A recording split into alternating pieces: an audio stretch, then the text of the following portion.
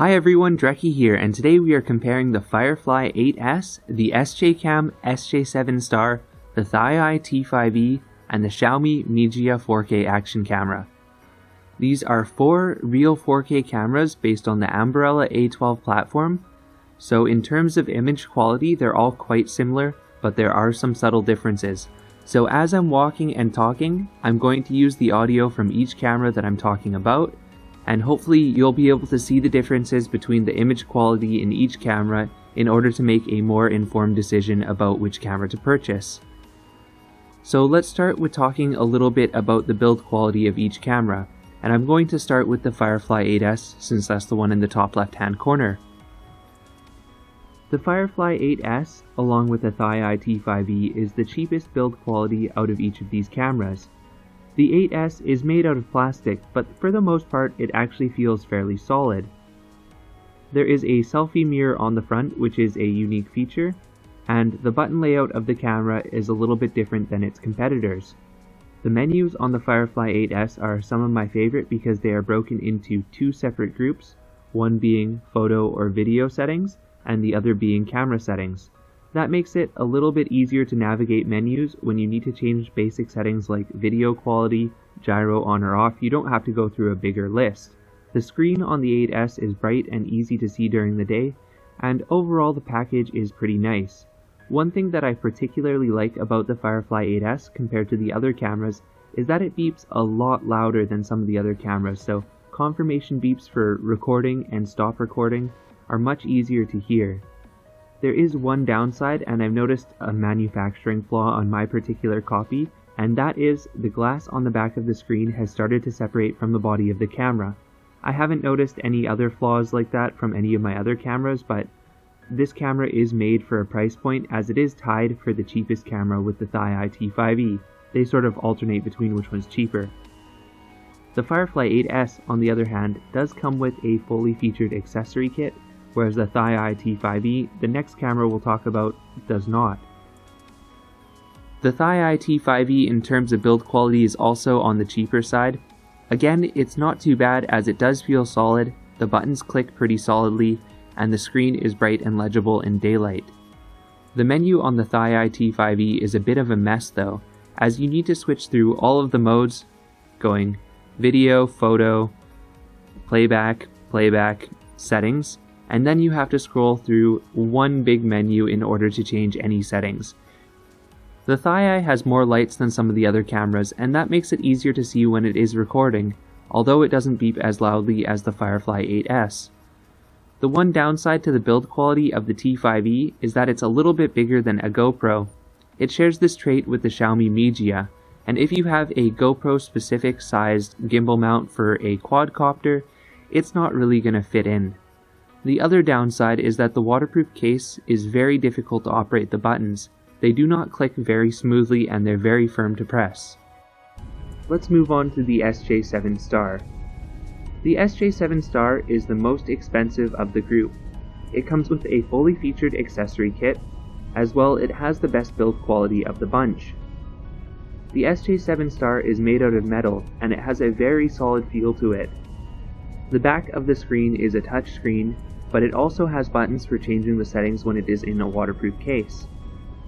The SJ7 Star, in my opinion, is the most well-rounded and well-refined of these cameras, as it does have the 2 separate menus for video or photo settings and camera settings, as well as different modes of operation whether you prefer a touch screen or buttons. However, it is also the most expensive camera, so you have to decide whether it's worth paying the extra for the better lens and everything, which is just subtly more improved than some of the other cameras. We will talk about its downsides as well in a little bit. Finally, onto the Mijia. The Mijia has one mode of operation, and that is touch screen. It doesn't include any accessories whatsoever, not even a waterproof case. The problem with the Mijia being all touchscreen is that it's very difficult to see outdoors. Like, an all touchscreen camera is fine, but at least make sure the screen is visible outside. The Mijia does have one feature that stands out from the rest, and that is it is based on an 8 megapixel sensor instead of a 12 megapixel sensor. but it is rumored to be the same sensor that's in Sony's high-end X3000 camera, so that means that this camera has a lot of potential. Anyways, that's enough of that. Let's start with daytime video quality. Since all four of these cameras are real 4K capable, the video quality between them is quite similar.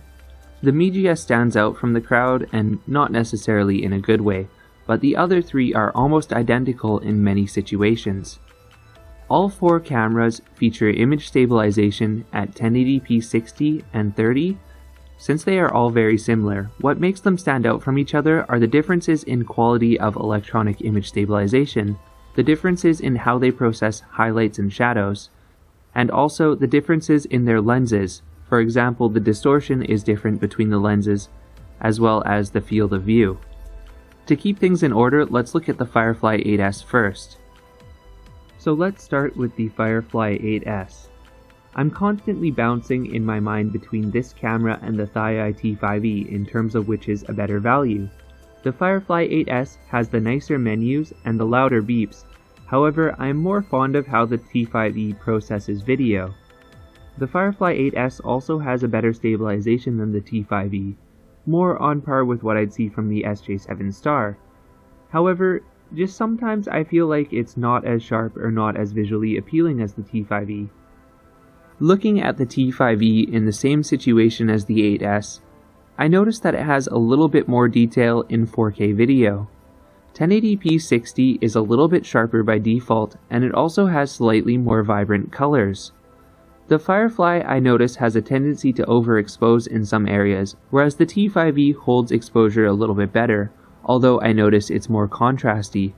That's probably why I find it more visually appealing. I feel that I'd have to do less editing to the color in most situations with the T5e compared to the Firefly 8S. The SJ7 Star is kind of the best of both worlds. Again, I noticed that it does tend to overexpose in some situations, which causes highlights to blow out. However, it is more visually appealing because the video is brighter and more dynamic.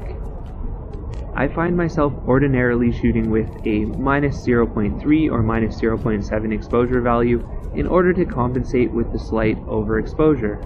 That being said, for the sake of this video, I shot at 0 exposure value changes, just so you could see how all of these cameras compare in their default modes. And last up is the Xiaomi Mijia. The Xiaomi Mijia is the newest camera to the market out of all four of these, and it shows. The video quality on the Mijia is not as refined yet. There's less detail in 1080p and 4K, and everything feels a little bit noisier.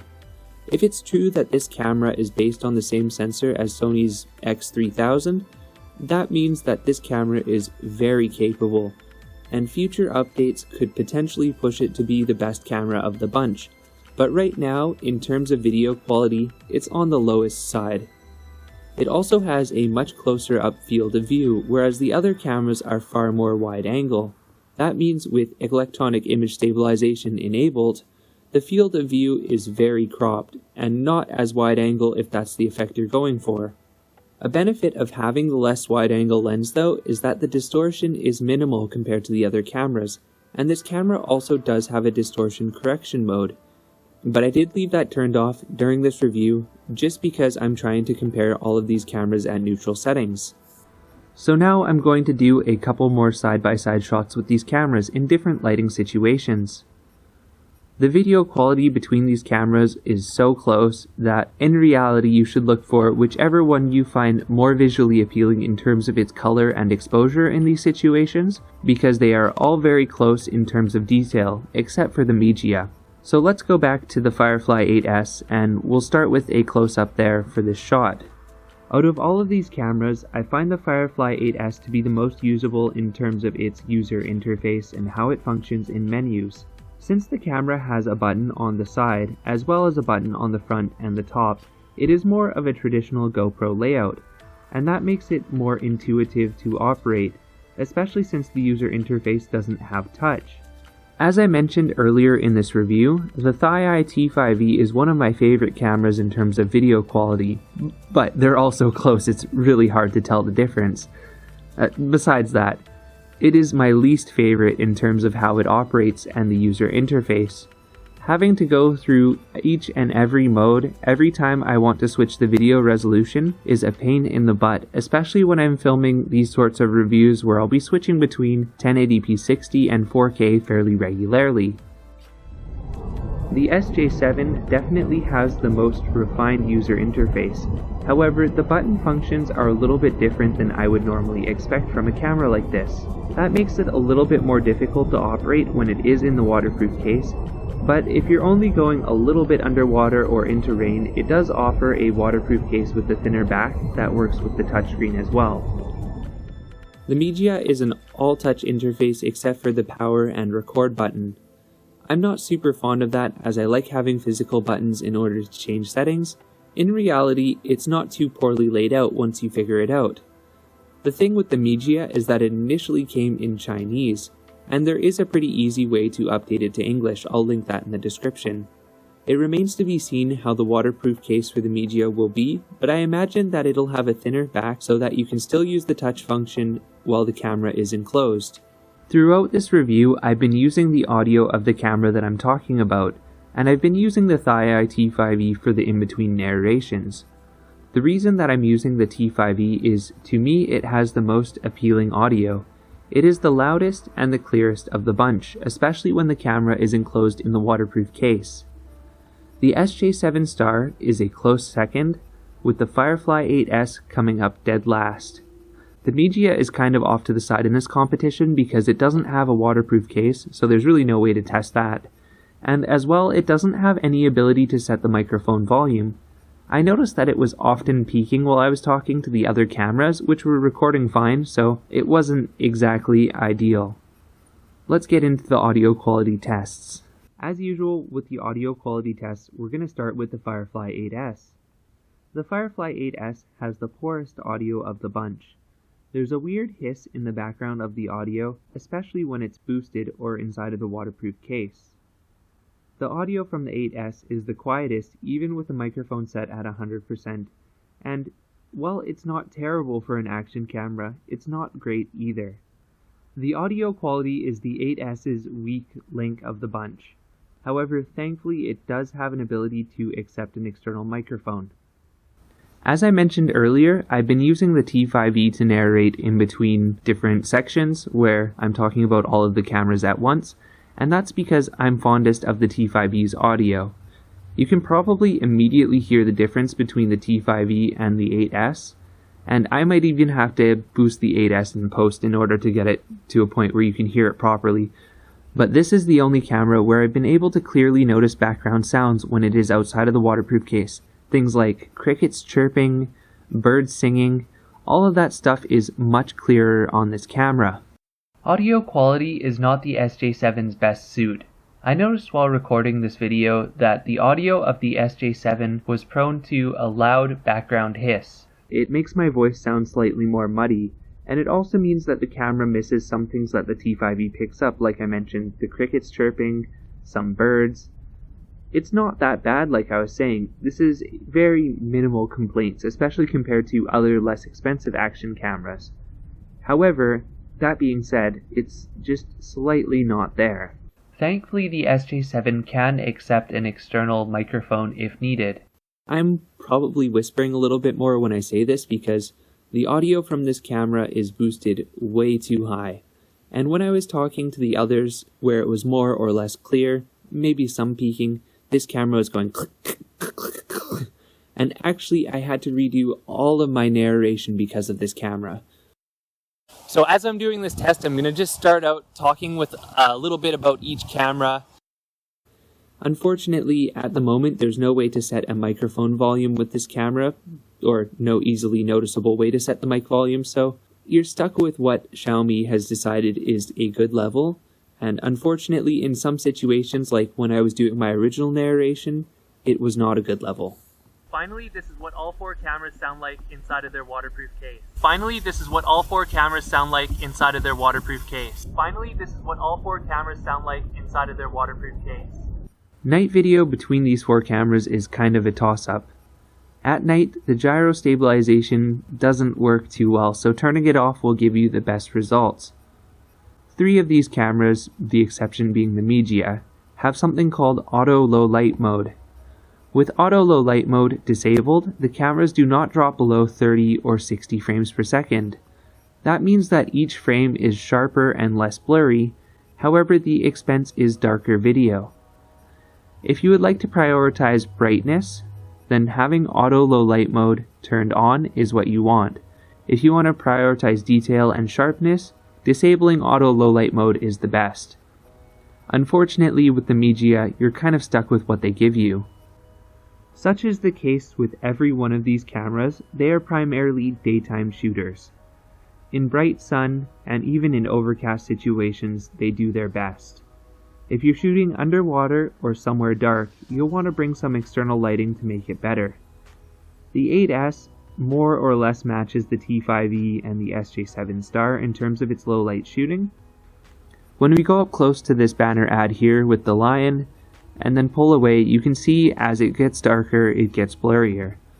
And you can read the signs and stuff as long as I'm holding it still, but when the camera is shaken, or any bumps or anything like that, and it just gets super blurry. The effect is made worse when image stabilization is turned on, same with all these other cameras. The cameras aren't terrible at night, and you could probably get away with using them as a dash cam even. They're brighter than some dash cams I've tested, but the reality is that they're just not super bright, and under street lights or after sunset, you're really not going to want to use these cameras compared to using them during the day. Now, if you were to bring in your own lighting, or you had some sports lighting or something like that, or even in bright indoors lighting, then it'll probably be fine. But again, I recommend keeping the auto low light mode off, especially if you prefer frame sharpness. The Mijia is a unique camera here out of all four of these because it has a lower resolution sensor, and lower resolution sensor means bigger pixels. Bigger pixels mean more light absorbed, and more light absorbed means better night video. From my brief testing, it doesn't seem to have an auto low light mode, so you don't have that option, and again you're kind of stuck with whatever Xiaomi has decided for you. This camera is definitely the least refined out of all of these, and I think that's because it's newest to the market. Despite this camera being less refined overall, the night footage is actually remarkably better than the other cameras, with more detail, higher brightness, and less blur overall. Still photos from all of these cameras are very similar, the exception being the Xiaomi Mijia. Are you starting to notice a trend here? Maybe. Well, the ThiEYE, the Firefly, and the SJ7 Star are all based on 12 megapixel IMX117 sensors, whereas the Mijia is based on an 8.3 megapixel sensor, which is the minimum requirement for real 4K. These 12 megapixel sensors actually do a decent job with still images, and the real difference is in terms of how the cameras process the image. The ThiEYE and the Firefly both sharpen the images quite a lot, whereas the SJCam leaves it a little bit blurrier. If you take the image into Photoshop or any photo editing program, you can sharpen up the SJCam images so they look like they have the same resolution and detail as the others. The Mijia is at a clear disadvantage compared to the other three, although since the lens is closer up, it feels like you've just cropped into the 12 megapixel sensor of the other three cameras. The resolution of the Mijia though is noticeably less, it's noticeably noisier, and again it seems like just one of those things that isn't as refined as it could be. So finally let's talk about image stabilization. All four of these cameras support image stabilization at 1080p 30 and 1080p 60. However, the type of image stabilization they support is slightly different. Two of them list electronic image stabilization, which is the most basic type of stabilization, while two of them list gyro stabilization, which usually has an additional piece of hardware in it in order to detect when the camera is being shaken or tilted back and forth. The image stabilization is a very nice feature of all these cameras, and while it does work better on the 8S and the SJ7 Star than the T5e and the Mijia, it is valuable to have nonetheless. The 8S and the SJ7 Star have the best stabilization of these cameras, although each camera is better in different situations. I found the 8S to be better than the SJ7 Star when the camera was mounted to my bike handlebar and I was going down rougher terrain. The SJ7 Star has a little bit more wobble, I'd say, I'd call it wobble, yeah, than the 8S does. The 8S, however, is not as good at correcting the vibration from the motor of my quadcopter than the SJ7 Star is. The T5e's electronic image stabilization is, well, not terrible, it's just not as good as the 8S or the 7S. Compared to other $50, $60 cameras that are running on the Novatech platform, this camera does pretty remarkable though, especially since it's just the basic electronic stabilization. That being said, when I'm riding my bike, it doesn't smooth out bumps as well as the other two cameras. I haven't been able to test this camera on my quadcopter either because my quadcopter mount is sized specifically for a GoPro type camera, and this one doesn't fit. As I said, the SJ7 and the 8S are better in each of their own situations. The SJ7 doesn't seem to be as good at the bigger bumps as the 8S, like when I'm riding my bike down this trail, but it is much better at minimizing fine vibration from the motor of my quadcopter. In most situations, I prefer the stabilization of the SJ7 over the 8S, because the SJ7 has its lens correction a little bit better, where on the 8S there is some weird bending sometimes at the side of the frame. Really, the Mijia stabilization is no slouch either, and it's more on par with the 8S and the 7S.